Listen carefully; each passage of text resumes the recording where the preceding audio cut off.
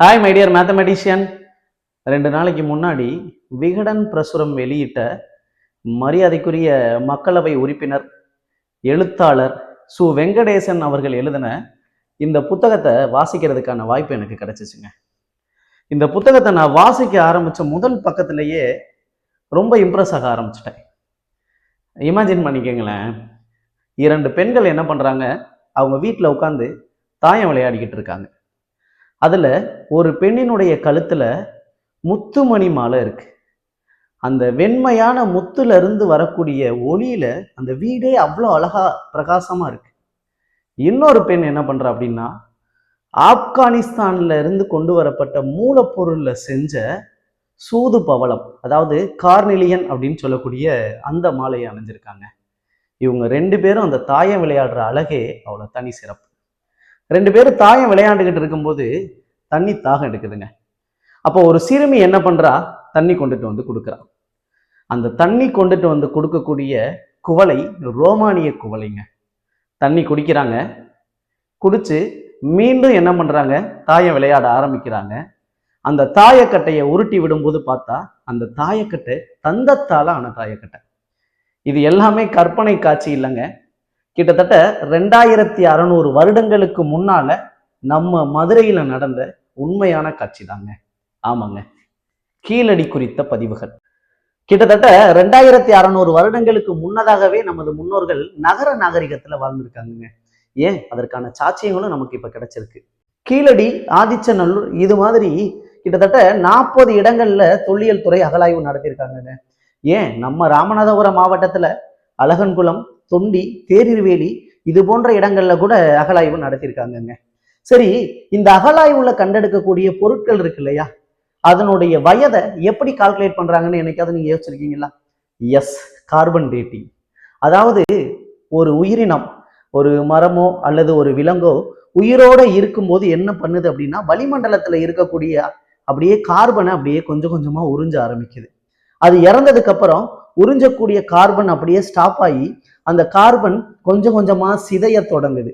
இந்த சிதையக்கூடிய கார்பனுடைய அளவை வச்சுதாங்க அந்த கரிம பொருளினுடைய வயதை கண்டுபிடிக்கிறாங்க. ஸோ இது அணு இயற்பியல், வேதியியல் இதை 2ஐயும் உள்ளடக்கிய ஒரு சயின்டிபிக் மெத்தடா இருக்கலாம். இருந்தாலும் பர்டிகுலரா வயதை கண்டுபிடிக்கக்கூடிய ஒரு முறை மேத்தமெட்டிக்ஸ் தாங்க. ஏன், அதுல என்ன மேத்தமெட்டிக்ஸ் பயன்படுது அப்படின்னு யோசிக்கிறீங்களா? Yes, logarithmic function. Yes, natural logarithm.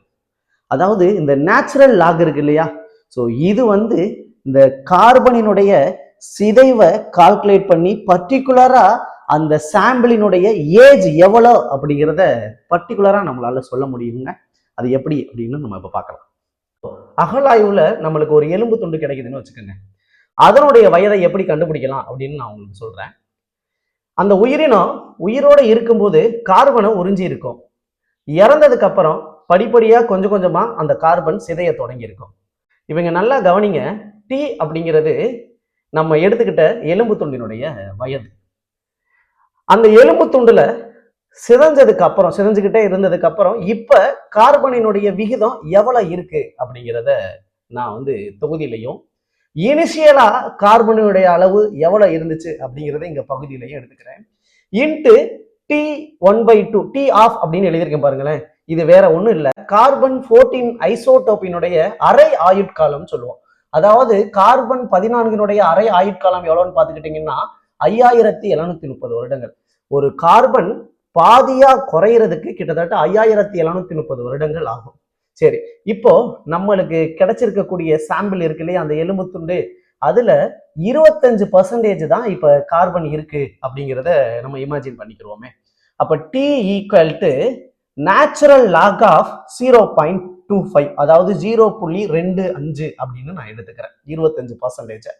Already இனிஷியலா நமக்கு இருந்தது நேச்சுரல் லாக் ஆஃப் 0.5 இன்ட்டு அந்த கார்பன் 14 அரை ஆயுட்காலம் எவ்வளவுன்னு பாத்துக்கிட்டீங்கன்னா 5730. ஓகேவா? இப்ப நான் என்ன பண்ண போறேன், நேச்சுரல் லாக் வேல்யூ கண்டுபிடிக்க போறேன். அதாவது 0.25 நேச்சுரல் லாக்.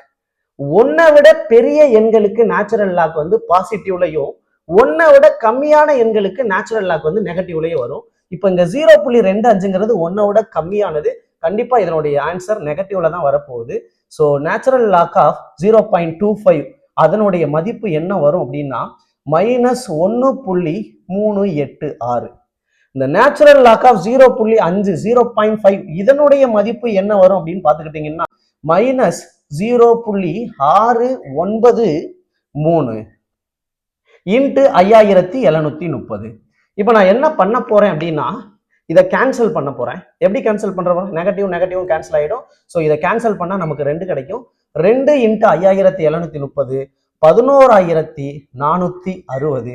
அதாவது நமக்கு கிடைக்கக்கூடிய எலும்பு துண்டினுடைய வயது கிட்டத்தட்ட 11,460 வருடங்களுக்கு முற்பட்டதா இருக்கலாம். இது ஒரு தோராயமான மதிப்பு தான்.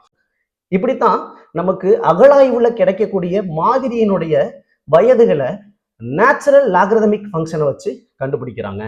இந்த வீடியோ உங்களுக்கு பிடிச்சிருக்கும் அப்படின்னு நான் ரொம்ப நம்புறேன். இந்த வீடியோ பிடிச்சிருந்தா மறக்காம நம்ம சேனலை சப்ஸ்கிரைப் பண்ணிருங்க. வேற ஒரு வீடியோல உங்களை நான் சந்திக்கிறேன். தேங்க்யூ.